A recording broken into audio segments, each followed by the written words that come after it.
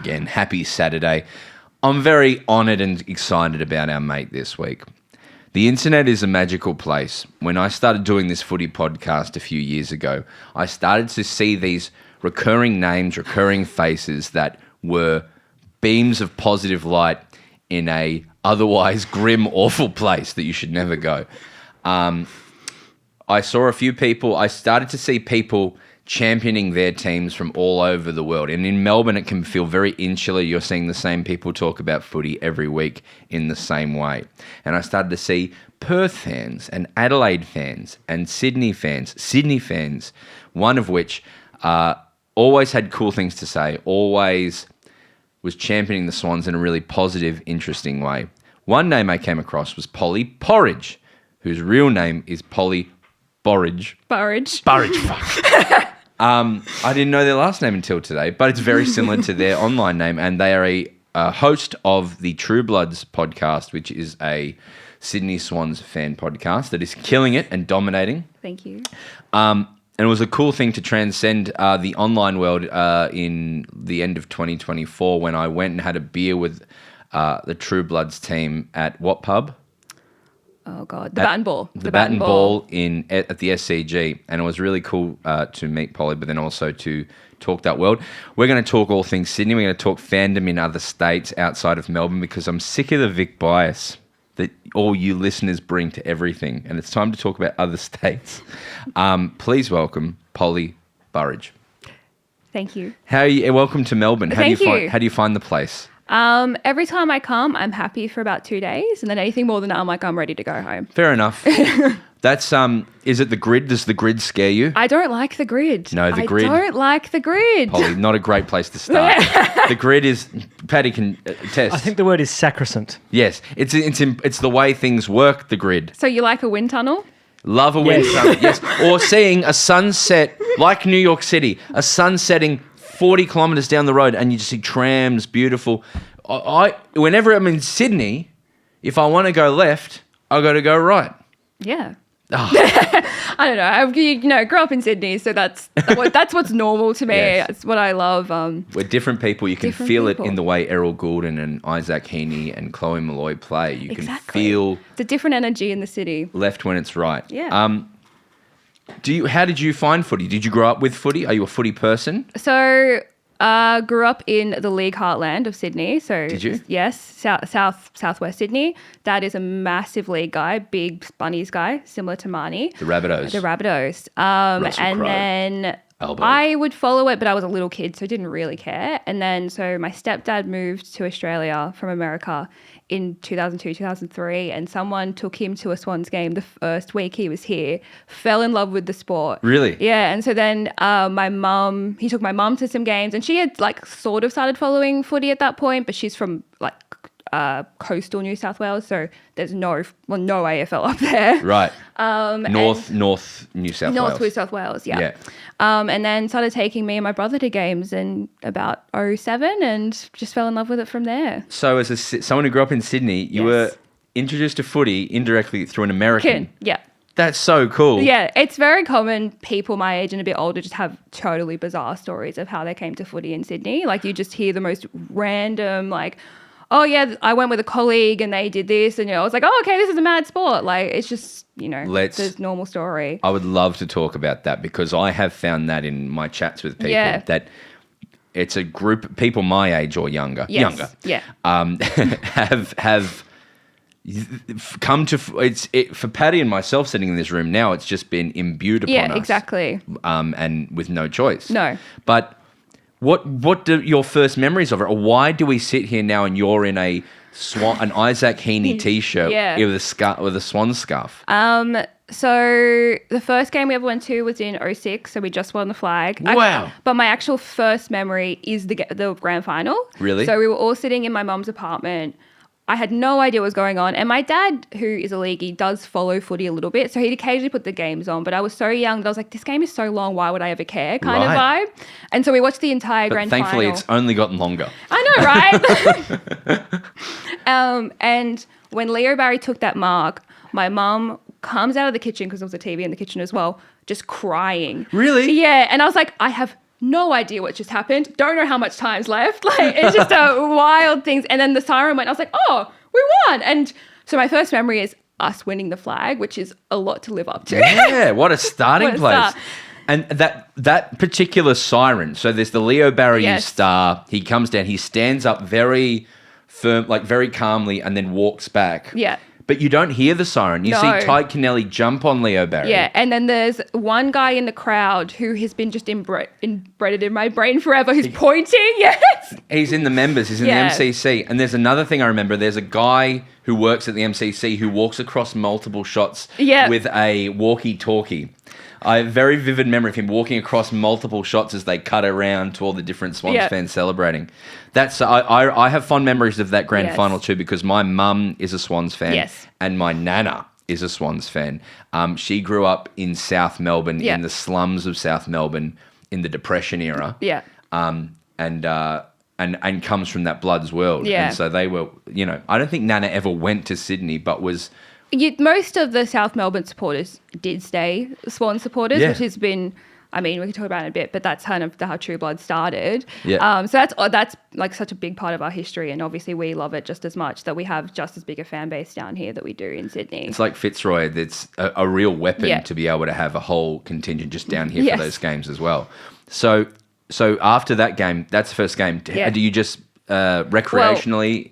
Yeah, a so Swans fan? then I don't know if they do. I don't think they do this in Melbourne, but if you win at that time, if you won the grand final, you got a ticker tape parade in Sydney, Right. Like down George Street. So Dad took me and my brother. I would have been 9, he would have been 11 to the ticker tape parade because it happened during the school holidays. Yes.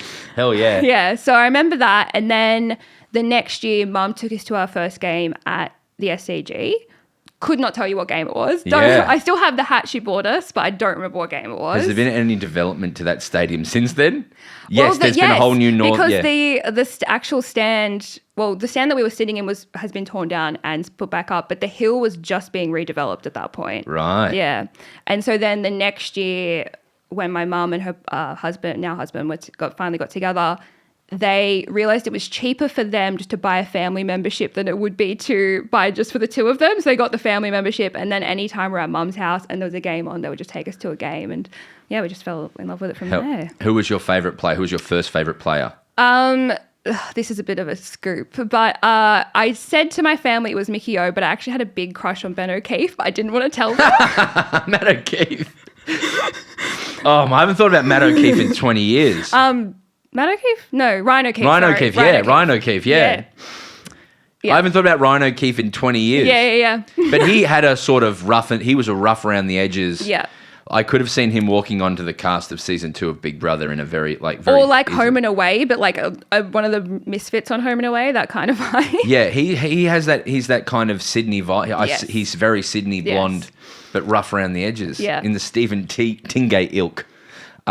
So he was your first favourite Yeah. player, and then can we talk about Adam Goodes in that era as well, because Yeah. he was the perfect player. To this day, if anyone ever asks me who I think the best player that I've ever seen play, it is always Adam Goodes. Like, no one's ever going to get close to him. Like, The way he changed position Yeah. is the main thing, from ruckman to Yeah. forward to wing to midfielder to everything. I'm very glad that he played long enough to the 12 grand final as well. So I did get to see him in some of my more footy knowledge having years. Yeah. But I do wish I was an adult to see him play, because Yeah. I feel like I would have had such a bigger appreciation for him then than I do now. Yeah. I just want to say that Polly's brought a wonderful swan scarf to put on our set, and I'm looking at the shot for YouTube right now, and you cannot see the swan scarf. Hop and Paddy, change it up as we talk. So, do you remember a player called Stephen Doyle? He was a ruckman, and The name is familiar, but not. he I think he didn't have that many games, but he eventually got into the side a few times. But I think he was in the grand final in 2006 that you lost. Yeah, that would make sense. Yeah. He lived with Adam Goodes, but his mum was my grade 6 teacher. And so I was always wanted to see Stephen Doyle do well. Shout out Stephen Doyle. Well, who knows where you are now? Yeah, no, I hope he's doing well. Yeah. Okay, great. So then did you get to any of the Swans premierships? No. You've never been to a Swans final? So, 2012, as members, we do the ballot. 2012, we didn't try. Watched it in a pub in Redfern. One of the best days of my life. I was 16 at the time. Oh. So, I mean, I wish I was an adult just to celebrate it properly. Yeah. But so that was great. Obviously, 05 did not come down for. And then came to Melbourne for 14 because we missed out on the ballot. Watched it in a pub in South Melbourne. Got smashed by the Hawks. Came down 16. Did get tickets that time. So we thought, all right, we're in. We're going to win because we've got tickets. Don't want to talk about 2016 grand final. Was down for 22 and was down for 24. Far out. Yeah. It's coming though. We'll get back to regular time Swans, but I want to circle back and go back to what I personally, when I've been to the SCG, the lucky few times I've been, there is such a distinct difference to a Swans fandom than I think any of the other 17 or 18 with Tassie clubs. Yeah. And how do you define it? Can you define it? I think it comes back to the fact that most fans came to it from a different way. And I think for a lot of people older than me, and not many people younger than me, but my age and old, so I'm 29, it was really hard to find people that also followed footy in Sydney. Like, I didn't meet another Swan supporter outside of at the games that wasn't related to me till I was 20. So you were just meeting these people almost... So there's a culture of this is the thing we do as a family. This is my group of Swan supporters. This is my group of fans. And you all go to the game together. And I think that's what makes it such a cohesive fan base is that you need to find other people to be able to talk about it with because otherwise you just have no one, which is kind of how I came to sort of be on social media is because I just didn't have a Swan social group.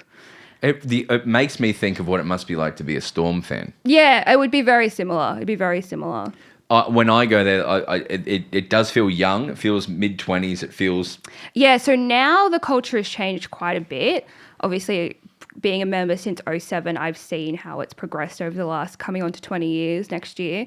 They've made a real effort to make it feel like a vibe, as bad as that sounds. Yeah.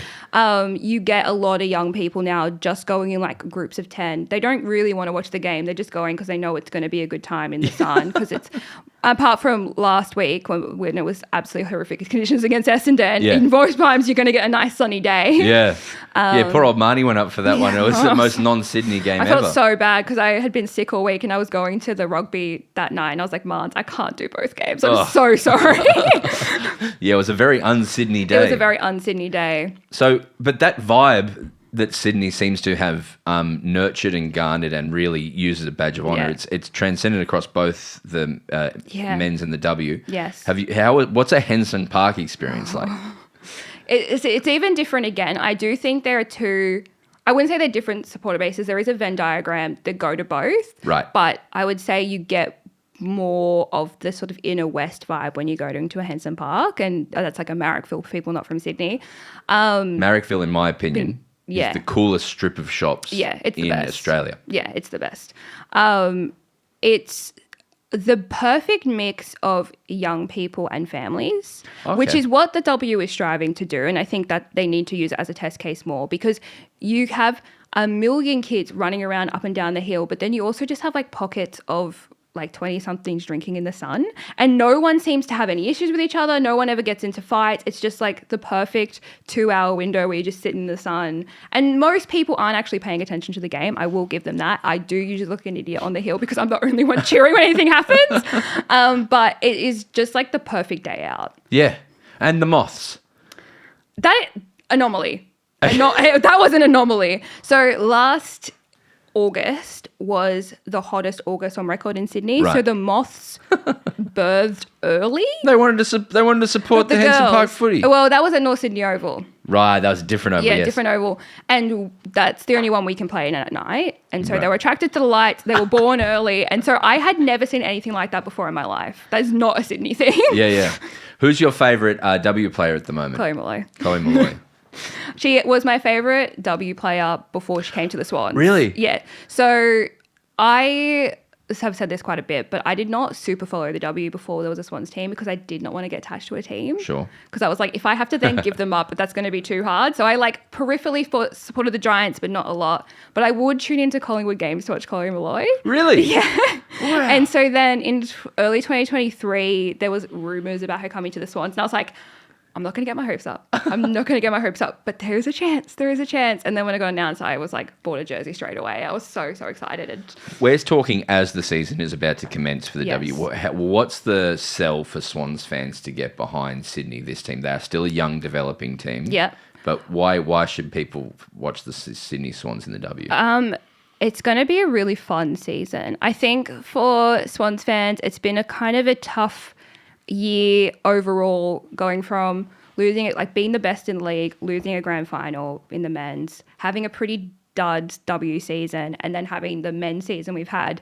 Actually having some fun Swans footy to watch is going to be a really nice reprieve from the year that we've had. My tip is that we're going to finish 5th. That's probably is where I see us finishing. We're the youngest or the second youngest list in the league. So a lot Who's of younger than you? I'm trying to think who I would be. think it's. I did get told yesterday by Alex when we were recording the preview, but I don't remember what he said. There's another enough. team younger than You never us. think. Paddy's on it. Maybe Gold Coast. That makes sense to Yeah. me.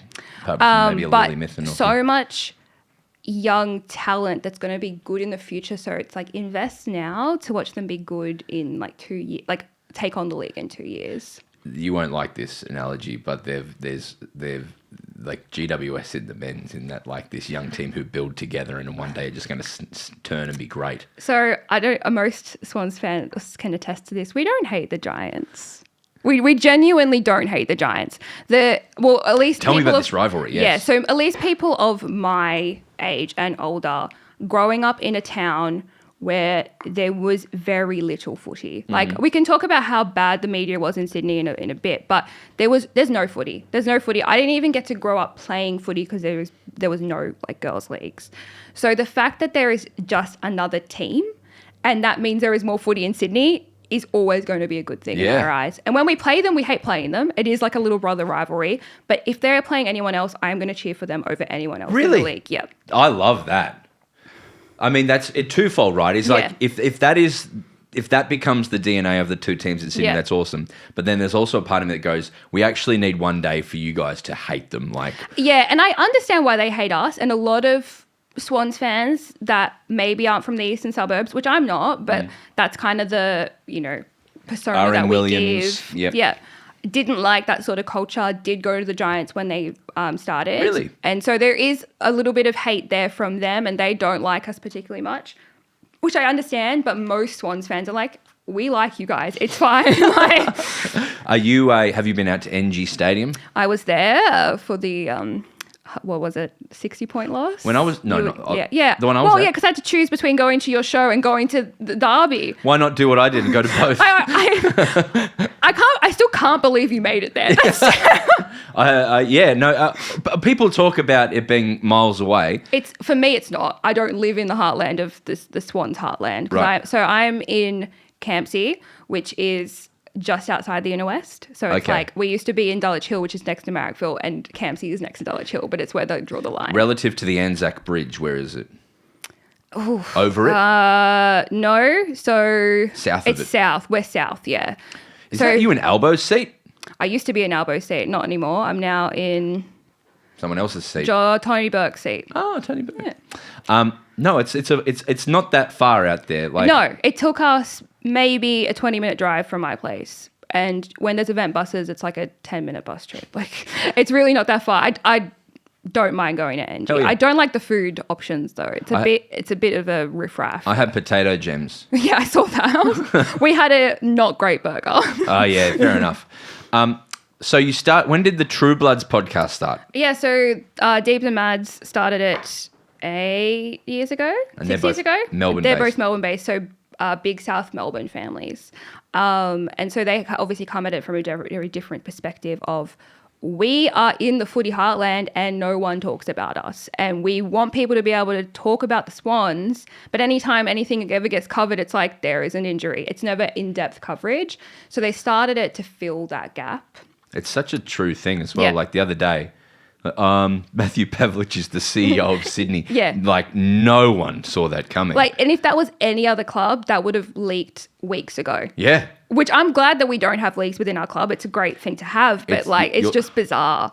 Your Pridham, yes, Yes. is an incredible operator. Oh, from all yeah. reports. Like, We had him on the podcast.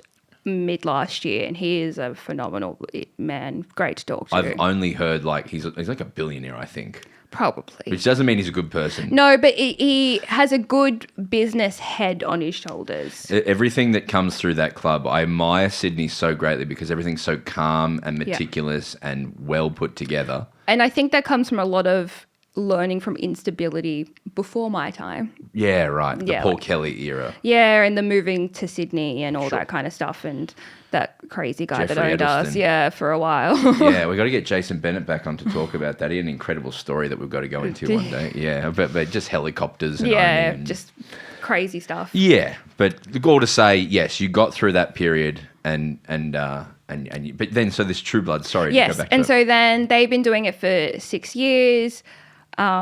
Really started to pick up steam in the 22 year when we made that crazy run to the grand final. And then early 2023, they also found me through Twitter, reached out and were like, we don't know anything about the W, but we want to do the W as well. Can you come on and host it for us? And I was like, not something I've ever done before, but sure, if you want me to. And so did last season all the way through and doing this season. And yeah, it's going good. it's going good. Yeah. You've recruited Marnie, essentially. Yeah. I don't know how that happened. Yeah. You've done well. I think you've like by being a positive voice in the thing. Yeah, I think one thing I say a lot about footy content, as in like not the media side of it, the people that are making it for themselves, we always feel very authentic. Like there's no part of us that's like, you guys are fake fans just making this for content. It's like, no, we legitimately care very, very deeply about this club, and we ride the wins with everyone else and we ride the losses just as much as everyone else. There's in a week where, or particularly when your team's doing well, like or something interesting is happening. Yeah. I couldn't consume enough content. Oh about yeah, the and I Bees. think that's why it picked up so much steam in 2022 was because we were doing so well. We made this crazy run. No one was talking about us. So the Swans fans were just craving something else to listen to. Like, please give us something. And because we built up that relationship, people are coming to us for the losses now. They're coming to us anytime anything happens, really. Yeah. It's you see it with Blues Abroad and all the other ones as well, where like in commiserating is also almost more important when you're winning than when you're losing. And how do you feel about the Swans men's team this year and the Dean Cox era starting? It's been a rough start for Dean. I don't really put any of this, any of this shit that's happened on him. What happened this year? At one point, a third of our list was injured. That'll do it. Yeah, and I think, again, not being one of the clubs that's in Melbourne just didn't get talked about. I remember the first Essendon Swans game this year that was at Marvel. They were talking about how Essendon's injury list was as bad as ours. And I just sit there and was like, they've got 3 players injured. 10 of our grand final players are currently not playing. Like, you can't, that's apples and oranges. Like, talk to me about Vic Bias. How bad is it? Like, give me, like, how is it just, has it gotten better? Is it comprehensive? Is it... Okay. So, growing up, there is no footy media in Sydney. So you would get the game sometimes on a delay, which meant I couldn't follow the Swans on Twitter for a really long time because they'd be posting the scores and I would have to wait half an hour before we were catching up. You didn't want to get a preemptive, not our night. Yeah. So what happened... Oh, sorry, I lost my train of thought. We were talking about, yes. So we got no media. And so... basically anything that was happening in the footy world, I only knew through what was going on with the Swans. And then if we made finals, we made finals, and we didn't. I didn't really pay attention to any others because there was just, we didn't have Foxtel, and like the Footy 9 show doesn't even get broadcast in New South Wales, not even to this day. And so it definitely wasn't back then. And so it definitely felt like there was a Vic bias at that point because you'd be watching a game and you were like, why haven't they mentioned the Swans at all in like 3 quarters? And it is still pretty bad. Like, it ebbs and flows. You'll be listening. Like, I think the commentary is the worst at it. In what way? Well, firstly, they're in Melbourne for most of them now, but yeah, which that, like I whatever. You record what you need to record. It is what it is. But there'll be times when the Swans have been in front all day and all they're doing is talking about how, oh, they're nearly going to make a comeback, or, oh, this player still had a good game regardless of the fact that the team is 30 points down, like the game that's on the screen right now, which is Sydney North Melbourne. That is still like a massive thing, and you can hear it in their voices when the Swans beat one of the big clubs that they're disappointed. You reckon? Yeah. It's more so from like the big four. You know, if we're playing like a Demons, it's usually fine. But like there are multiple times where I'll be watching a game against another interstate team, and it is such a breath of fresh air because they don't have a subconscious bias on who wins this game. I feel that too. I feel that definitely you feel a malaise or a general grubbiness when Pies or like a team that they, you know, you can feel there's going to be energy come from it from the biggest fan base. You can feel it go, oh. Yeah, and being in media now, I kind of understand the perspective because it's like, okay, you need to get clicks on these things and you need to get people watching. You're going to target the biggest fan bases. It makes sense. But then we also are one of the biggest fan bases. So it's like, why just completely ignore... Aren't you technically the biggest fan base if you don't include members? According to Roy Morgan. Who is Roy Morgan now? Who's the number one now? Us. But you are. Yeah, right, yeah. But I think that my opinion on that is... I don't know how they did so, I didn't answer it. But I think they probably just asked a bunch of people, who would you say is your club? Sure. And most people would probably, living in Sydney, would say the Swans, but they don't actively support it. No. The active supporter base is much smaller than the 1.5 million they say support the Swans or whatever it is. I mean, that's the way I think about everything in my career as well as working in performance, that like you can, a video that gets 500 million views is actually not that valuable to you. It's how many people of that are engaging with you for a whole podcast or coming to show, like that's your real number. So that's why Melbourne's the most supported club. And I think like it's an incredible experience to go to that game. The last time I was at the SCG was I guess it's the elimination final. No, it was I never remember what they're called. I think it's not a prelim, top four qualifying? First game. Qualifying final. Qualifying. The first week of finals, Paddy. Qualifying final, yeah. Giants versus Swans. Oh boy. Swans had a period where they were doing a Collingwood of this year and just sort of forgot how to play footy for a while. Yeah. And then Giants came out that day wearing black. They only ever wear the charcoal against us. And I'm like, and they did it at their home ground. I was like, guys, this is your home game. What are you doing? They like to do sort of altitude training. Which is like, they like to have the worst case, you know, all the challenges. So that game, they got ahead by a good margin. At least 30, could have been 40. Yeah. And then you guys, through Heaney that day, I think, with that massive mark on the wing. And Cunningham... I'd say Broden coming on as the sub. There was a lot of... And Amadi. And look, don't count it. Yeah. So I can talk about Amadi at length if you want. We have an Amadi party. People give Amadi a lot of crap for being, especially that game where he kicked 8 out on the full or whatever it was. But if you look at how we've gone, I think we've lost every game he hasn't played and won pretty much every game he has. He does so much structure to our forward line in a structureless forward line that he is so crucial to the team, and he's like every team has a scapegoat. He is our scapegoat. But anyway. The other thing I'll just jump in on forwards very quickly. I could talk about Sydney all day. Yeah. But do you know what I just know about Sydney? Is you've already locked in some fucking player already. Yeah, and it won't leak until the day the trade deadline opens, and we're asking about what? As we sit here, I can't even fathom who has already agreed to come to your fucking club. It'll be the same as Buddy. We'll learn via a Giants tweet, yeah. Giants have rescinded their offer from tomorrow. Do you know who I think you should get is Myercheck. You should offer Myercheck 3 years. Well, he's talked about coming, and he's good mates with Robbie Fox, who has had a horrible year of injury. I think he'd be perfect for a brief period there. I think so. I don't know if you saw that.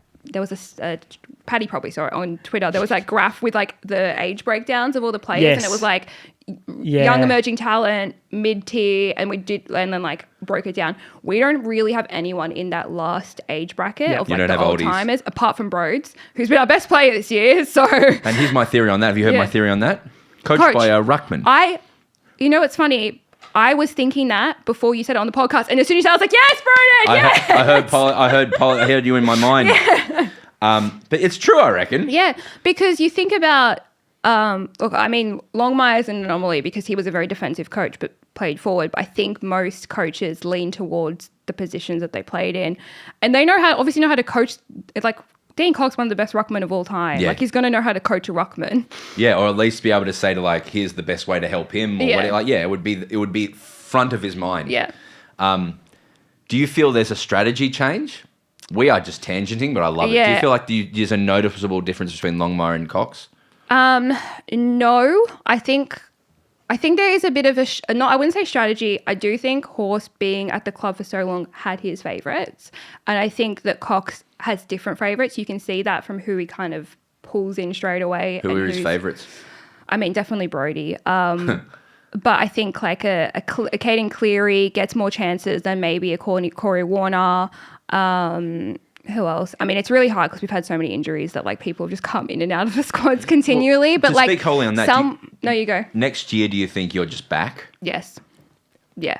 I think we're going to have I think a lot of players will leave at the end of or not leave, but there will be cuts, which hurts my heart anytime it happens. But it is, it is what it is. It's, footy.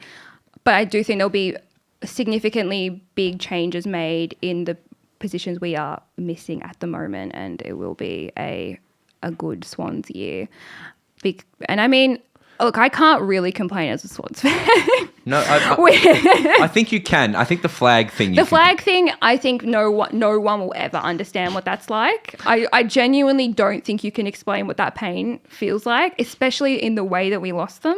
It's a long way to go as well when you go to it. It's like a $5,000 plus commitment for a Sydney-based fan to go to the grand final.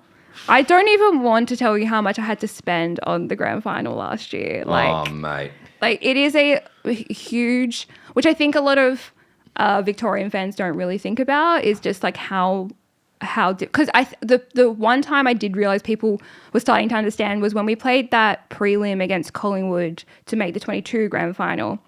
Mm-hmm. There were so many Collingwood fans coming on Twitter being like, they've gouged the flight prices, they've gouged the flight price. I was like, first time? Yeah, exactly right. Yeah. I think it happens every other year if an interstate team makes it. Yeah. It's cheaper to go to Bali than it is to go to Melbourne most days of the week for Perth people. Yeah. So would you move it around, or do you think it should be at the G? I don't think there's a venue good enough to host it other than the G. I think you need to have the 100,000 fans there. I do think Optus did a good job when it was there. And if the borders were open, I think it would have been amazing. But I don't think the SCG is not built for it. And I would never, ever, ever want a AFL Grand Final to call. That would be awful. Do you like the SCG though? I love the SCG. It's got so much personality, hey? Yeah. We used to be in the red zone. What's the red zone? Which is like GA for members. So if you're a Swans member, basically you just rock up in the whole Noble stand is all like just GA, but just for members. And when they tore down the Noble stand in, I don't know, 2012 maybe it was, we got shifted over to the Barongal stand as like a temporary measure, and we loved it so much over there that we have seats, and we've had those seats for 15, well, not 15 years, but at least 10 years You've now. We've locked in on them. And everyone around us is the same. So we've been sitting with the same people for about 12 years. Do you know who you are? You know who Sydney are? You're Geelong of Sydney. Oh, I've been saying this for a long time. Yeah. There's a definite brotherhood between us and Geelong. It's just very much the same vibe, yeah. Quiet, under the table handshake, recruiting a player, same area, locked in family. Yeah, look, they have the private schools, we've got academies. It's just Yeah, no, you really are, but I think more likable, maybe, just for me at least, but maybe because you're in Sydney. I have very big spots for Geelong. Well, that's actually a good point, because there's the Geelong headband and then there's the 14 Sydney blondes. Yeah. It's your short blonde Sydney, long blonde Geelong. Yeah. Nice. I was once at a table in Surrey Hills at a cafe called Paramount. Yeah. And this bench was Callan Ward and like every Giants player. Yeah, because they all live in the eastern suburbs. Yeah, and they were just not being bothered in any way. Oh, yeah, so I went to an arts college, and that's part of the reason I didn't know any Swans fans growing up, is because I went to an all-girls high school, I got bullied relentlessly for being an AFL fan. Really? Because I grew up in the league heartland. Wow. GayFL is still a slur that's said to this day.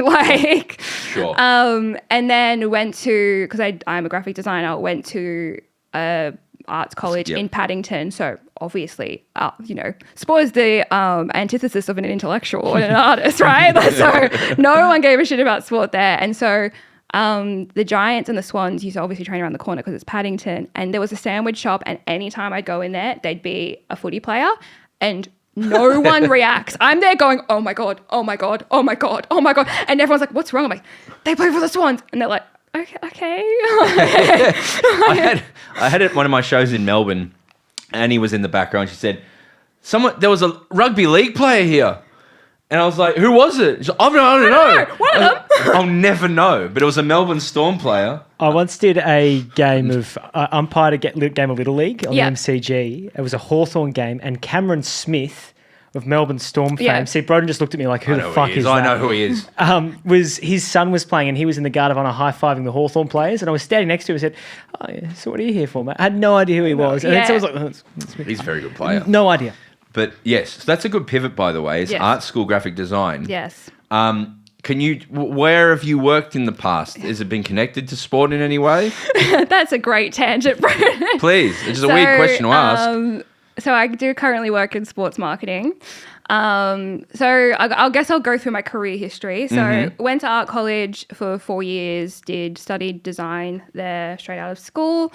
While I was there, I basically, anytime I could make a project about sport, I would make a project about sport. And we would have about 4 different projects a semester. So probably ended up doing about 16 different sports-related projects in my time. Cool. My honours project was about colour blindness in sport. So basically how we could redesign sport to work for colour blindness. What did you do? Basically coming up with different shapes and patterns so different from the other leagues that if there are the same colours, you're not going to be able to tell. You would very easily be able to tell the difference between the two because 1 in 10 men are colourblind. Really? Yeah. Fun. Yeah. So then... that would have been cool. Can we put that? Can you share that? I mean, it is about 10 years old now, but sure, I can share it. And then while I was there, I did a internship at a now defunct sports fantasy betting company. Right.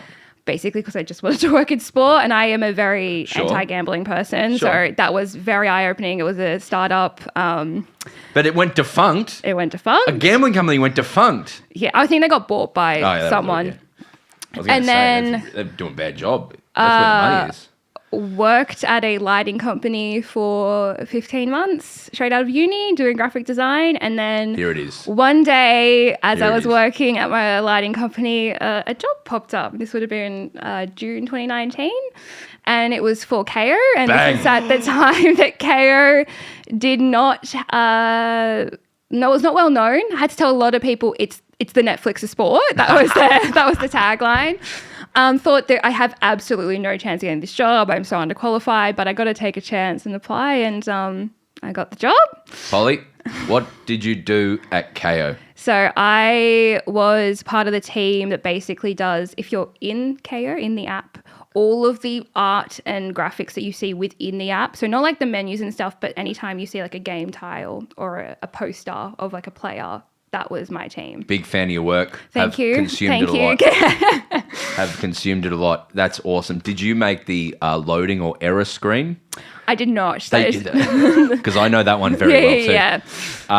Was that fun to do? It was such a... So what I always say about Kayo is Kayo was started as like a breakaway from the Fox. So the best people that worked on Fox moved to Kayo and wanted to do things differently from Fox. Mm-hmm. It was working so successfully for 2.5 years that they decided to re-merge it with Fox, and that's when everything went down the drain. Yeah, so it was a fantastic job. I loved it so much. For 2 years I was there, and then it was awful for 6 months, and then my entire team was made redundant. My first memory, my first image of Kayo was, I remember driving past Foxtel in Moonee Ponds. It used to be his head office in Moonee Ponds. Yeah. And there was a big sign that said Kayo Sports, and it was a big picture of Ben Simmons. And I should have known at that moment. It's all going downhill from there. That it was doomed. Kayo, the ACL of the... Yeah, exactly. Yeah. It was season ending. So that's cool, though, that you're a part of footy history. I think. So when I had my first interview, you could tell they were so used to having to give the spiel about what Kayo was. And I walked in there and I was like, oh yeah, me and my family use Kayo every night. My stepdad's always watching the golf on it and stuff. They're like, Oh, great. oh, perfect. We just skip 3 stages of this interview because you already know what the product is. So, Yeah. yeah. I messaged them on the second day I got Kayo. I was like, and they must have had 1,000 members at the time. Sure, and I went, yeah. you need a search area. Search long engine. it took to add search? Yeah. It was I wasn't there from the very, very start, but I remember the day we added search and it was like, I'm pretty sure we had a party. Such a momentous occasion. Because everyone wanted one. Yeah, it was crazy. And I'm pretty sure, so I was also there for the launch of Binge. I'm pretty sure the same thing happened with Binge. They didn't have search on Binge? Yeah, I could be wrong about that, but I'm pretty sure. Well, I watch Great British Bake Off. How do I find it? Wow. Yeah, So what a cool part of history to be, I know. It is. So when my entire team was made redundant, my old boss was still there. So she wasn't my boss till the end. Pardon me. And one of her last messages was to me. She's like, at least you'll know now that the entire team is very redundant, those AFL tiles that you made will be there forever. Yeah, in perpetuity. Yeah. And so if you are on Kayo today and you go to a search thing, you made them. Yeah. I mean, they've got heads now, I believe, and the heads are different. Yeah, so they've changed up the structure slightly, but the the thing you actually click on that says what the game is, that was me. And it's beautiful. What typeface is that? I couldn't fair remember. enough, It was 4 years ago. Yeah, good stuff.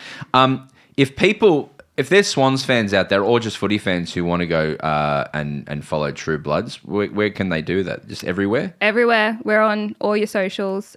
Usually it's True Bloods Pod, could be True Bloods Podcast. What day do you upload? Wednesdays is the men's uploads and Thursdays is the women's uploads until the men's season is done, and then we'll make a decision once that point. Hell yeah.